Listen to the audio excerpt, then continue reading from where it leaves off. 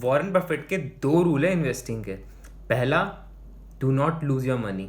दूसरा, never forget rule number 1। तो यहाँ से हमें ये तो पता चल जाता है कि इन्वेस्टिंग से पैसे कमाना तो इम्पॉर्टेंट है, बट उससे ज़्यादा इम्पॉर्टेंट ये है कि हम पैसा लूज़ ना करें। और उसके लिए हमें ये चीज़ ध्यान रखनी पड़ेगी कि ऐसी कंपनीज में इन्वेस्ट ना करें जो खुद फ्रॉड कर रही हैं। अगर कंपनी ही फ्रॉड कर रही है तो इन्वेस्टर्स कहाँ से पैसा कमाएंगे? आपके पैसे लिटरली जितने आपने इन्वेस्ट कर रखे हैं वो पैसे आपके ज़ीरो बन सकते हैं अगर आपने किसी ऐसी कंपनी में इन्वेस्ट करा जो कंटिन्यूसली फ्रॉड कर रही है। तो इसलिए मैंने एक नई बुक उठाई फाइनेंशियल शेननिगान्स के नाम से, क्योंकि मुझे भी डर है अपने पैसे लूज करने का। इसलिए मैंने वो बुक पढ़ना शुरू करा आज, और मैंने लिटरली सिर्फ 4 पेजेस पढ़े हैं अभी, और उनमें से 2 पेजेस इतने इन्फॉर्मेटिव थे कि मैंने सोचा कि वीडियो भी बना देता हूँ और आपके साथ शेयर करता हूँ कि वो उसमें क्या लिखा था। तो एक कंपनी थी यूएस की, वाटर मैनेजमेंट की कंपनी थी। उन्होंने 1993 से लेकर 1995 तक 441 एक्विजिशंस करे। सोच सकते हो 3 साल में 441 एक्विजिशंस एक कंपनी ने। तो वहाँ से इन्वेस्टर्स को वैसे ही पता चल लग जाना चाहिए कि इतने एक्विजिशंस करने की ज़रूरत क्या है कंपनी को। बट हम आगे जानते हैं कि उन्होंने ये एक्विजिशंस करके कैसे फाइनेंशियल फ्रॉड्स और क्रिएट करें। तो जब भी ये एक्विजिशन कर रहे थे हर साल, ये क्या कर रहे थे कि एक एक्विजिशन के साथ कोई ना कोई स्पेशल चार्ज आता है। अब जब भी कोई कंपनी दूसरी कंपनी को एक्वायर कर रही है तो काफ़ी सारे स्ट्रक्चर चेंजेस आएंगे, जिसकी वजह से एक वन टाइम एक्सपेंस लगता है। एक बार एक्सपेंस लगेगा पूरा स्ट्रक्चर को चेंज करने के लिए। तो उन्होंने वो वन टाइम एक्सपेंस वो हर बार वन टाइम एक्सपेंस दिखाते थे अपने प्रॉफिट एंड लॉस स्टेटमेंट के अंदर। और ये वन टाइम एक्सपेंस ही इतने वन टाइम स्पेशल चार्जेस ही इतने कॉमन बन गए कि 7 सालों में से 6 साल में ये स्पेशल चार्जेस थे।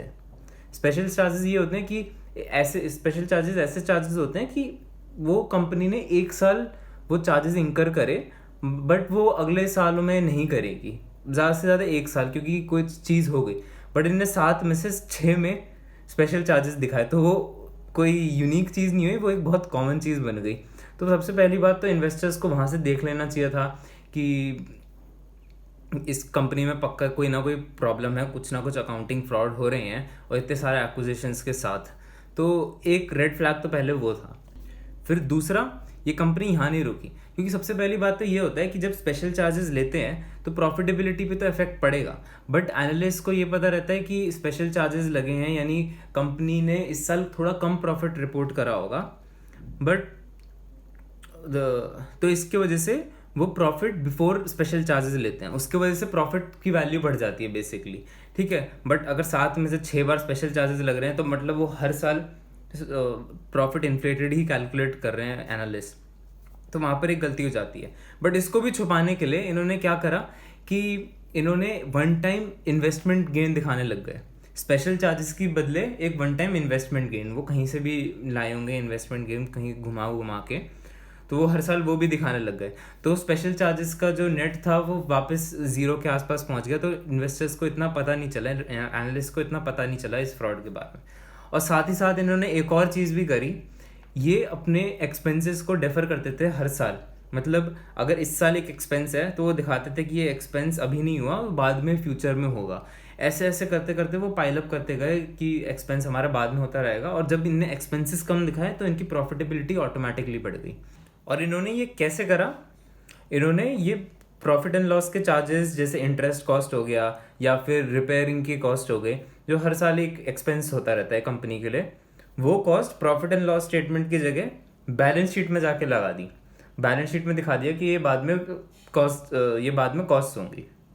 मतलब वाह, प्रॉफिट एंड लॉस की चीज़ें बैलेंस शीट में डाल दी। अब लोगों को पता नहीं चलेगा, इन्वेस्टर्स को पता नहीं चलेगा, प्रॉफिट ज़्यादा दिखेगा ऑटोमेटिकली। और वो सबसे ज़्यादा चीज़ दिखती है सबसे पहले जब भी किसी कंपनी की फाइनेंशियल स्टेटमेंट्स या कुछ भी रिजल्ट आता है, सबसे पहले लोग प्रॉफिट और रेवेन्यू ही देखते हैं।